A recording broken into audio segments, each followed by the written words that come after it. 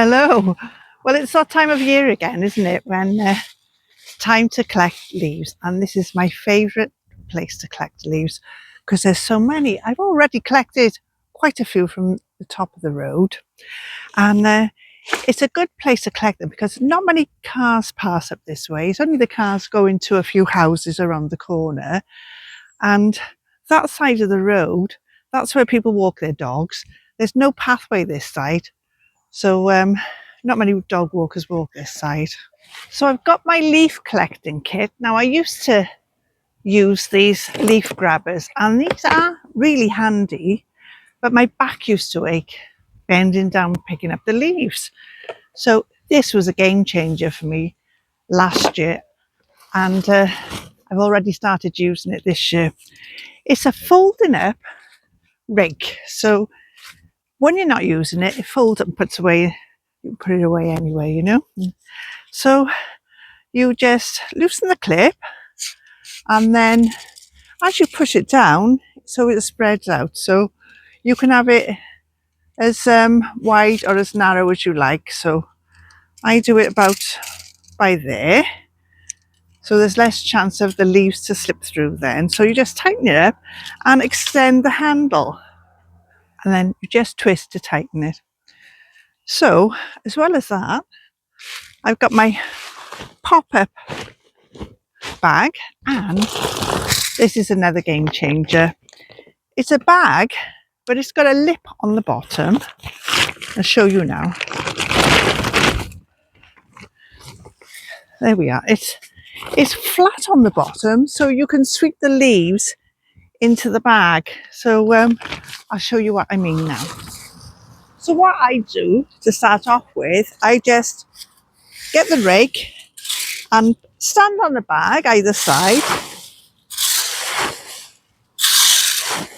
and just rake them into the bag like that. Or rake them into a pile and then put them in a bag.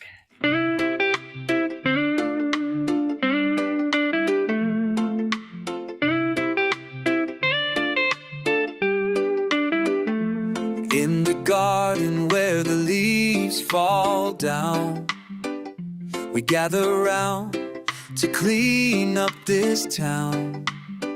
With rakes and shovels, we work side by side, tend to our roots, where our joys. And then I usually just empty it into here and carry on. And then you can bag it up in black bags, take down to the allotment. Makes it so much easier with a rake.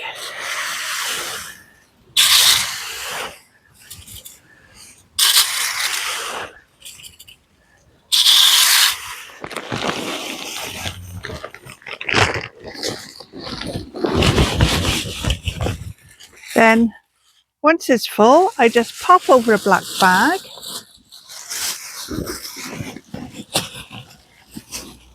One that fits preferably.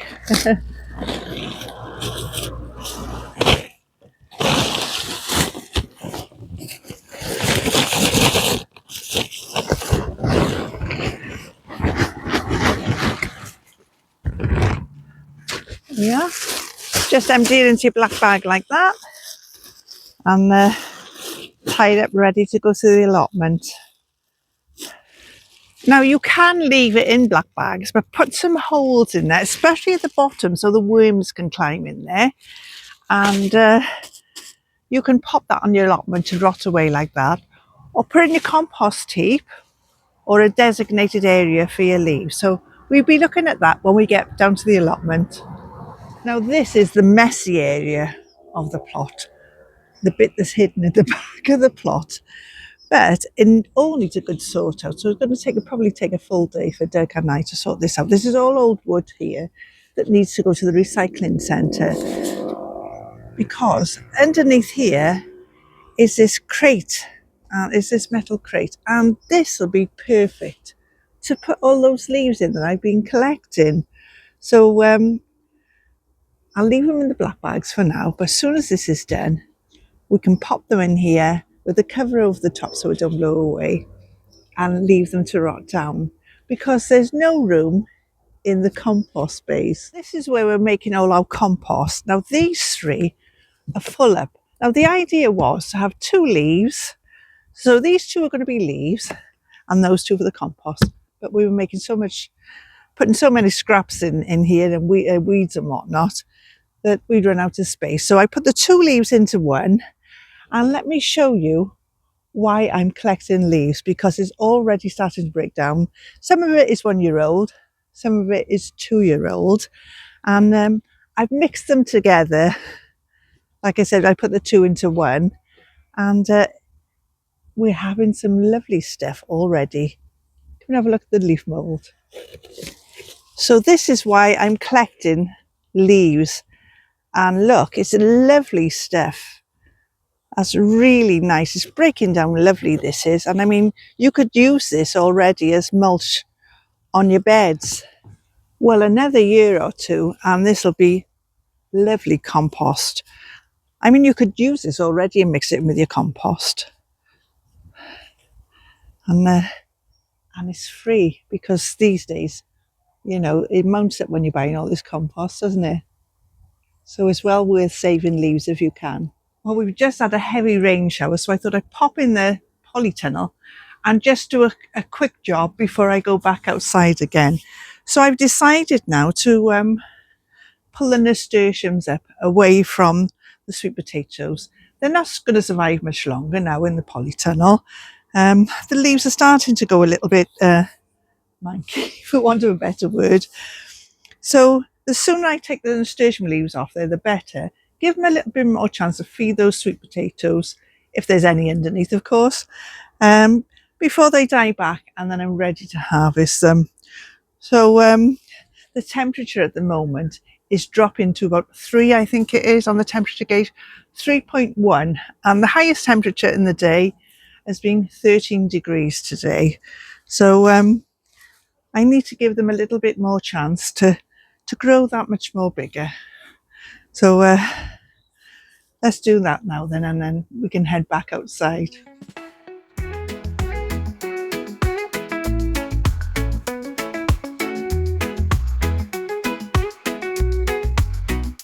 In the garden where the sun shines bright, vegetables and flowers, oh what a sight. Well, it wasn't as bad as I thought. So I've tried to retrieve the net and tie it up a bit on those 2 sides there, and I put the nasturtiums over there. But while I was pulling up the sweet potatoes with the net, a couple of the pieces snapped off. So there was that little piece by there and this long piece by here. So I thought, well, I'm not losing anything. Why don't I take them home and see if I can root them in water for sweet potato slips and see if I can overwinter them. So I'm going to try that. I might even take some more off before they die back and put those in water as well. So to do the sweet potato slips, all you need to do is just take off the bottom leaves and then just pop that in some water. So with this one, I probably get a few off here. So that one's already snapping off. So ideally you do need it a bit longer. So we'll do this one a bit longer and I'll show you what I mean. So just take off the bottom leaves like that and then pop that in water. Maybe take off that bottom bit there. I'll do that though when I get home. And you never know, we might have some free sweet potato slips for next year. So what I'll do, I'll take them home because it's going to be far too cold down here for them, and I'll pop them on a sunny windowsill. But I think I'll pick off a few more. But let me show you this sweet potato I've already got on my windowsill. Now, I started it on my windowsill early on in the year, and I popped it in a glass of water. It took ages to have some sweet potato shoots on there to take off for slips. So I haven't taken any slips off there. I brought it down to the allotment, put in the polytunnel, and now, and then I've taken it home because they're still trying to put out some sweet potato shoots, and now it's just living it on my windowsill and going wild. So I need to chop those off and see if I can root those as well. It was a supermarket sweet potato, and the trouble with supermarket ones, unless you've got an organic one, which I couldn't find at the time, you might have a problem growing slips from there if it's not organic, which I did. I did scrub the outside of it, because what happens, they put an inhibitor, a growth inhibitor on it to stop it from shooting, you know, which is ideally what we wanted to do, but the supermarket doesn't, because it's not going to have such a long shelf life. So anyway, I scrubbed the skin, popped it in a glass of water, and it's taken all this time.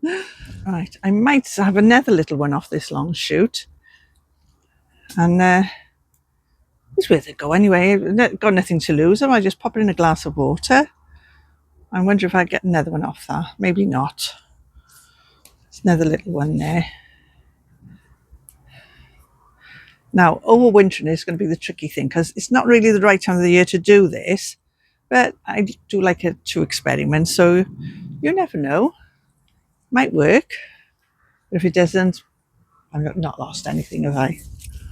Well, I picked these beans for seeds yesterday when it was nice and dry, and oh, there's still a couple there. So they're nice and dry and rattly, and that's how you want them. Dry as a bone, really. Better to pick them on a dry day. Before I take the bean archway down, I brought some veg scraps down, and I don't want to leave the trench open because the rats will have a field day. So what I'm going to do now is cover it over with some soil, and before long then we'll be ready to move the bed around there, like I showed you in my last video. So yeah, we'll do that now. I don't really need to put any more manure on there. You could do, because we're running a bit short of manure now. So if we get any more, I can always top dress it with well-rotted manure. So I'm just going to cover that for now, and then I can start on the other trends. I've already put one load of scraps there. So I thought I'd just fill this one for now, so that we can move the soil across, ready to move that bed around. This soil is quite heavy because of the rain, but never mind. There's a goji berry there, look. I'll have to dig that one out. Well, the bean archway has been taken down now, and there's no saving the metal framework. It's just all rusty on the joints, and that's how it broke. It snapped off, just rusted away there. So that's just going to have to go to the recycling centre now. Shame, but never mind. You know, things happen. We've got to move on, haven't we? But it looks so different now when we're going to be sat on the patio area. This area looks so different. But the sprout bed, well, let me show you the state of these sprouts. Honestly, I don't think you can save them now, to be honest. I was hoping we were going to have some for Christmas, but I think I'm going to have to pull the lot out and find out what's going on with them, really, because they're not going to survive till Christmas. So I may as well take off the little sprouts that's already on there, cook them up, and just put it down to experience, I guess. Oops! Oh God! I gotta watch these ditches. I forgot about that. I forgot there was a ditch there. Anyway, what I'll do, first of all, I'll untie them from the stakes. Then I'm gonna pull them up and see what's happening. The ones on this one have they've opened out into little cabbages, like mini cabbages. So I guess you could eat those. I don't see why not. Anyway, that's interesting. I think it's a clubroot problem. I'll have a look at a few more and then I'll come and show you. So I'll just take the stakes out as I go, I think.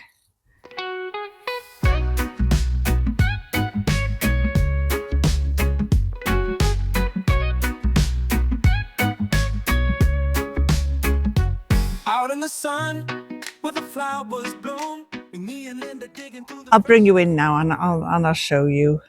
So I did the right thing by pulling them up, but I won't be putting them on the compost heap, because you could be creating more problems all over your allotment really when you use that compost.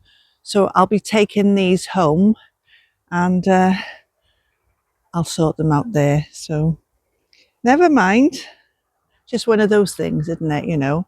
But I can still plant other things in this bed, but not brassicas, not for about 2 or 3 years. So there they are with the club root. As you can see, it's not like a normal root system on a cabbage or indeed these sprouts. They're all knobbly like that.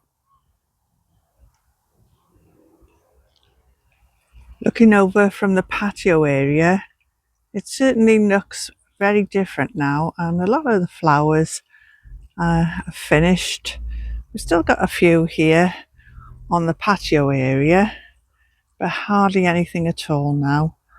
Most have gone right over, but we've still got some penstemon coming there. After me cutting the penstemon right back, they're starting to bud, and they'll soon be flowering again.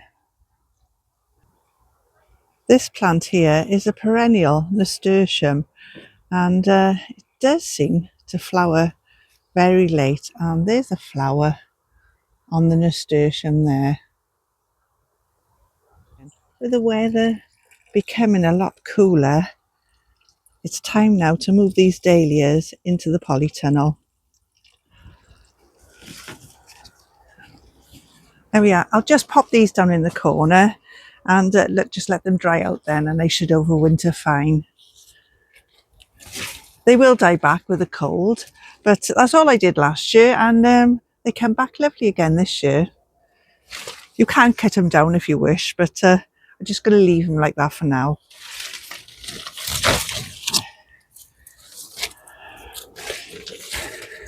Well, yesterday I had a lovely unexpected afternoon out with Danny, and we met Tony at the garden centre. So we had some food there and went back to Tony's allotments, and he showed us around his allotments. They're absolutely amazing, and he's invited me to go back there in the spring and I can do some filming, so I can show you exactly what he's up to. And he's amazing, all the things he's got on his allotment. Anyway, I won't spoil any surprises for the spring. What we did come away with was a couple of cuttings, and that one is well rooted there, and that one's got a little root on it. So I'm having that one, and Danny's having that one, and they're kiwi fruit cuttings. And so thank you very much for those, Tony. So I'll pop those up now, and when Danny pops over, I can give him his. So let's see. So I'll pop some soil in the bottom. So I'm going to use this multi-purpose compost, and I'm not sure where I put my scoop, so I'll just use a pot to so I'll put some in the bottom of each pot.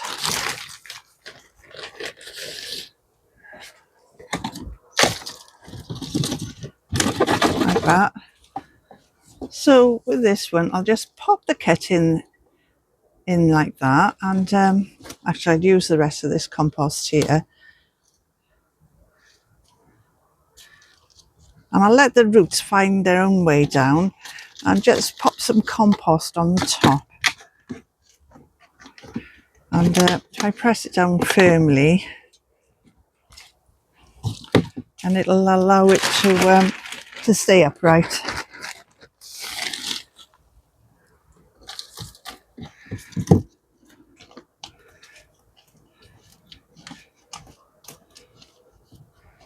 So that's the one done. Pop that in there like that, being careful of the root I don't snap it. So I've got that in there. So it's just pushing the soil around it. I'll top it up with a little bit more, and then I'll water both of them.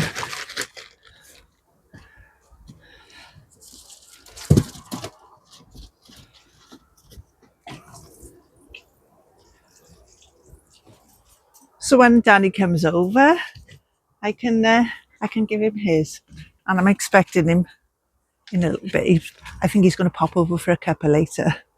So yeah, I'll put that by there, and then I know that's Danny's.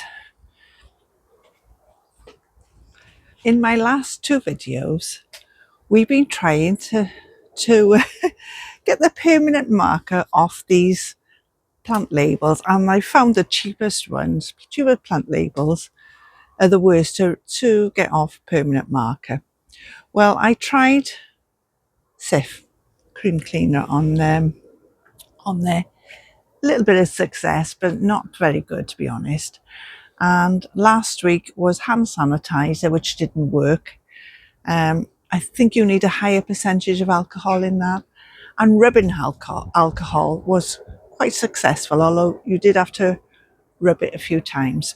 So thanks again for all your comments on my last video, giving me some more ideas. So I thought I'd try them out so that I could pass on the tips to you.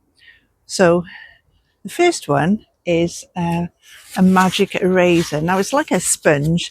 I've never used it before, so I'll bring you in closer so I can try each one. It's a magic eraser, Brillo pad, white spirit, and sandpaper. That was from Tony at Simplified Gardening. So we'll try those four and see if they work. So I believe with this magic eraser, you've got to dip it into water and then use it. So let's give that a go. It's starting to work. I think you'd have to be here for quite a while to get it all off, though. I think I like a quick fix. It is coming off, though. It is starting to come off. So that has faded a bit, but I think you'd need to be here for a while to get that off properly. Right, so we'll leave that one for now.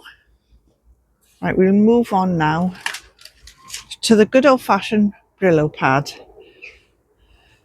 So I'm dipping that in water again and then giving that a rub.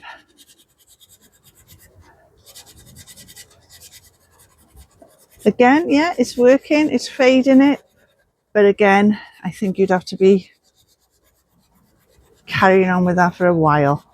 And if you've got a load of plant labels to do, it's going to take forever, but it does work. So it has faded it.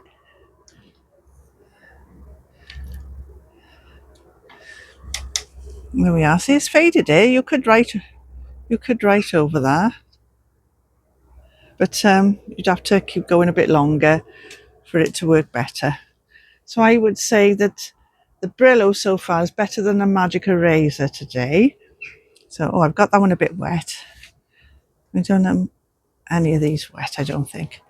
So next, I'm going to try the white spirit. Now this is one I've had for ages, and it's been in the shed. I think it's one that I used to use for oil painting, to be honest. So it's quite old, so I'm hoping it's okay. Right, so I've taken the lid off there. So I'm putting a bit on cotton wool. I'm going to put the lid back on there. There's not a lot of smell to this one, whereas normal white spirit, you do get a lot of smell.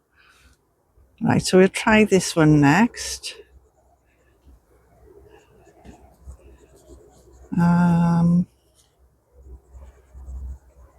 I think it depends what the label's made from, really, because I should imagine it would work on some. Let's see if it works on that one.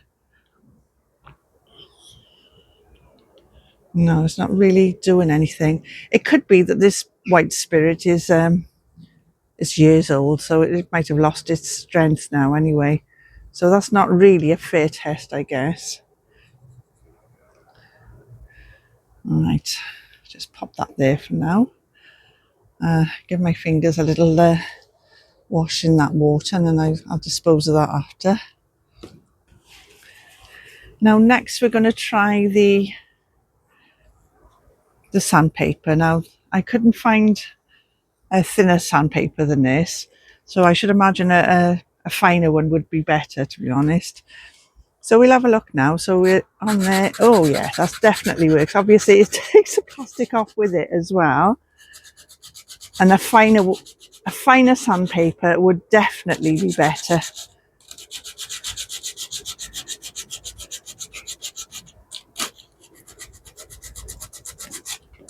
But I just wanted to get the idea, really. So yeah, obviously that's rough now. That does work. You could write over that. But a finer sandpaper, definitely. This one is really coarse. Now, something else that was suggested by Mags was putting in a little jar, a little thin jar, some bleach. Now, I've tried that at home. It wasn't well, it was a plastic, empty plastic herb container, actually. You know, you can't see it very well either because all the glue's still left from the sides. But after about an hour, it faded just slightly. So I should imagine if you left it overnight, it might. And I'll let you know about that now, whether it worked or not. So it's been a few hours already. So we'll have a look at that as well, because that's something that doesn't take any effort at all. You just pop it in the bleach and then you just leave it. Obviously, be careful with bleach. So I would say so far, the rubbing alcohol worked the best for me. So you let me know in the comments any other ideas. And but what I think next time might be well worth doing. Someone else has suggested using a 2B pencil, and I thought, well, Doug does use a pencil sometimes, and I usually use a permanent marker, but I have used a pencil before. And I was sat there having a cuppa, and do you know what? There's a plant label there. It's still got the pencil on there, and it's been there well over a year. So I think the easiest of all is not to use permanent marker, but use a 2B pencil. Write on your labels like that. So much easier to get off. Just use a rubber or some soapy water, and it comes off really easy. But it does seem to be weatherproof. It doesn't, the rain on its own doesn't affect it at all, because, like I said, the one by the patio where we have our cuppa, it's been there for, it's well over a year now, and it's still there, it's still readable. So now I don't know whether you can write on these. Let's try the back of one of these and see how you can write on there, on these cheap labels. So how it'll last on you, I don't know. Oh yeah, yeah.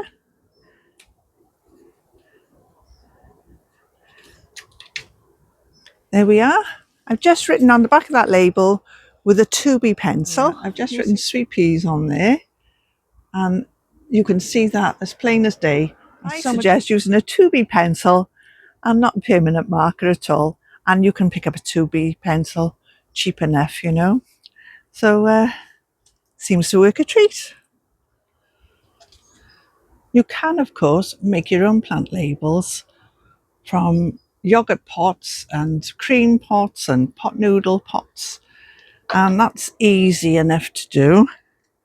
You just cut down and just keep cutting down to the bottom. So once you've finished cutting around and all the way down to the bottom, about a plant label size, you just go around and just cut them off like that.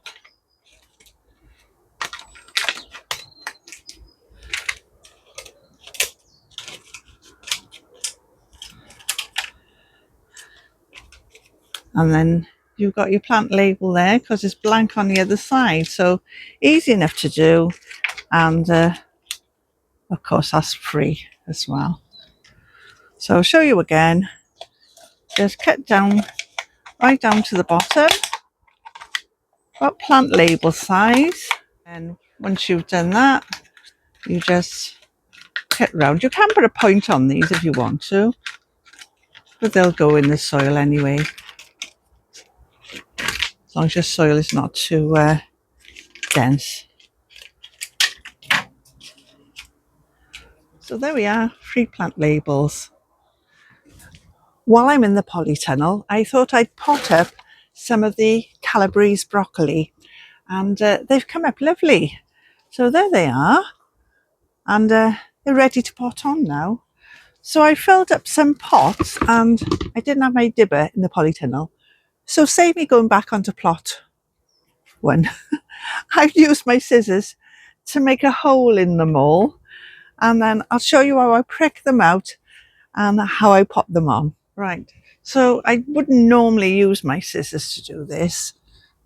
I'd use a plant label or something like that, you know, or a wooden fork or something like that. So anyway, I've used my scissors to prise them out, and then I'll just gently take a clump of them and gently separate them apart, because if you break that stem, then they're no good. So you've got to be very, very gentle with them. Just break them apart gently, and I'll show you then what we do next. So break them apart gently. Actually, I should have made that hole bigger. So I'll pop my finger in there, hold it by the leaves and not the stem, and then pop that down into the soil, compost as in this case, and then firmly plant and then poke it firmly in. It does like to be firmed in. So again, better to hold it by the leaves so that you don't break the stem. Make the hole nice and big. In fact, you'd probably better off using a dibber for that, to make a nice big hole. And then very gently put it in, and then put the soil around it. You can top it up again if the soil goes down once you've firmed it in. So again, I prise some out as gentle as I can.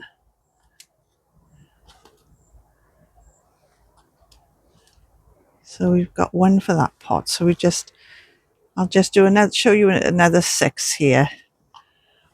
They're getting a nice little root system on these, so I wouldn't want to leave them too much longer before potting them on, because it's just about the right time now. So I'll just get another 3 for now, and then I'll pop the rest on another time, but pretty soon, obviously, because they do need potting on as soon as possible. So I think I'll take that one by from the edge there. So make the hole nice and big, because you can always firm the soil around it afterwards. Try to hold it by the leaves and not the stem, because if you break the stem, then the plant is no good. So I sowed these seeds on the 1st of October. So they've come up lovely in just a few weeks. So that's the first batch of Calabrese broccoli all potted up. So some will be planted out, and I'll be planting some in the polytunnel once they're big enough. Thanks for watching.